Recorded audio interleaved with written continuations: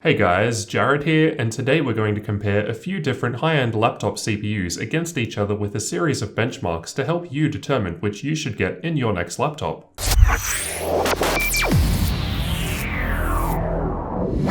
We'll be looking at the Intel 6700HQ, 6700K, 7700HQ, 7820HK, and 7700K CPUs. It's important to note that each of these is in a different laptop, so the cooling solutions will differ slightly, which could ultimately affect performance. Additionally, we're not looking at any gaming benchmarks here, as the laptops all have different graphics cards, so it's not possible to get a consistent result. Due to this, we'll only be looking at pure CPU power throughout a number of different CPU-based benchmarks to get an idea of how these CPUs compare against each other, and find out what the difference in performance between them is. It's also worth noting that AMD Ryzen-based laptops are just around the corner, and will change things up in this area, so make sure that you're subscribed for when I take a look at comparing different Ryzen CPUs. Let's take a quick look at the important specs associated with each of the 5 CPUs. All 5 are quad-core CPUs with 8 threads, and 2 are desktop CPUs, while the other 3 are mobile chips. The 2 desktop CPUs have an extra 2 MB of cache and a higher TDP of 91 watts. And of course, the 3 CPUs ending with the letter K can be overclocked. We can see that the main difference between the Skylake and Kaby Lake CPUs is that the newer ones are clocked slightly higher, so let's see what that means in terms of performance by taking a look at our benchmarks. We'll start off with Cinebench. We can see that the 7700K is coming out ahead, as should be expected as the most powerful CPU in our test, with the 6700K only slightly behind. While these are both traditionally desktop CPUs, there are laptops with them available. The 7820HK came in at 3rd place, followed closely by the 7700HQ, with the 6700HQ in last place. Next in the PassMark Benchmark, we'll be looking purely at the CPU scores of each chip rather than overall system score. The results start to get a little interesting here, as the 6700K is now ahead of the pack, with the 7700K close behind in 2nd place. Interestingly, the 7820HK mobile chip is not that far behind the 7700K in this test. It's also interesting that the 6700HQ came out ahead of the newer 7700HQ, so this test appears to be favoring the Skylake CPUs for some reason, which makes me think that perhaps it's somehow not correctly optimized for the newer Kaby Lake chips. I'm not exactly sure, as I don't know what it's doing under the hood, but the results are interesting nonetheless. In Geekbench 4, we can see the results of single-core performance, which tends to favor the newer CPUs with a higher clock rate. The results aren't too surprising, and match what we saw in Cinebench, with the 7700K coming out ahead, followed by the 6700K, 7820HK, 7700HQ, then 6700HQ. Things get a little more interesting in the multi-core results. The Geekbench 4 multi-core test uses all CPU cores at once, rather than just a single core, as per the last test. All 5 of these chips are quad-core CPUs, however it's worth keeping in mind that the turbo boost works different in mobile chips when compared to the desktop chips. With the mobile CPUs, they don't boost up as high when more cores are in use during multi-core workloads, and we can see this shown here in the results.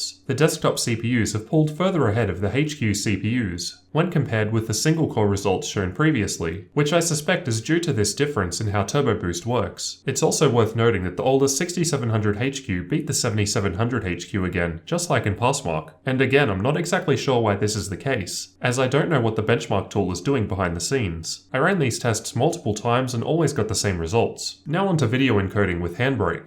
In this test, I'm converting a 500 MB MP4 1080p video that I recorded to 720p. Again, the 7700K and 6700K desktop CPUs are out in front by quite a bit, with the 7820HK and 7700HQ a little further behind, with the 6700HQ taking the longest amount of time to complete the process. Finally, in the 7-zip benchmark, we can see how well each CPU does at compressing and decompressing data. As expected, the higher clocked CPUs are coming out on top. However, the 7700K was only just slightly ahead of the 6700K this time around. The 7820HK is further behind, with the 7700HQ not too far behind that. And finally, the 6700HQ was only just slightly behind the 7700HQ. So based on these results, which CPU should you look at getting in your next laptop? To be honest, I've had great all-round experiences with all of these CPUs to the point where it wasn't even really noticeable to me day to day. They're all fairly high-end in terms of a laptop CPU. I still use a 6700HQ based laptop at work every day, which came out in the bottom in most of these tests, yet it still provides me with excellent real-world performance. Even playing games that traditionally make more use of CPU than graphics still work pretty well. You can see my other laptop review videos for more specific gaming benchmarks using the laptops I tested here. Realistically, I think you're going to have a great experience with any of these CPUs in your laptop. We can see that there isn't actually much increase between the slightly older Skylake-based CPUs compared with the Kaby Lake ones, so it's probably still perfectly acceptable to save some money and get the older generation, as long as you don't need Kaby Lake specific features such as hardware 4K decoding. It's also important to consider battery life in your choice. While I didn't test battery life here, as the battery sizes in the 5 different laptops varied far too much, keep in mind that typically a faster CPU is going to chew through more power quicker, which may not be ideal in a laptop. Better results from the K CPUs could also be gained if I'd overclocked them. However, from previous testing, the overclock doesn't help that much in these tests, but drains a lot of power. I didn't include overclocking as I didn't have any results for the 7820HK, so I thought it was better to leave them out for now. I plan on revisiting overclocking in a future video. So which of these CPUs are you looking at getting in your next laptop and why? Be sure to let me know your thoughts down in the comments, and leave a like on the video if you found the information useful. Thanks for watching, and don't forget to subscribe for future tech videos like this one.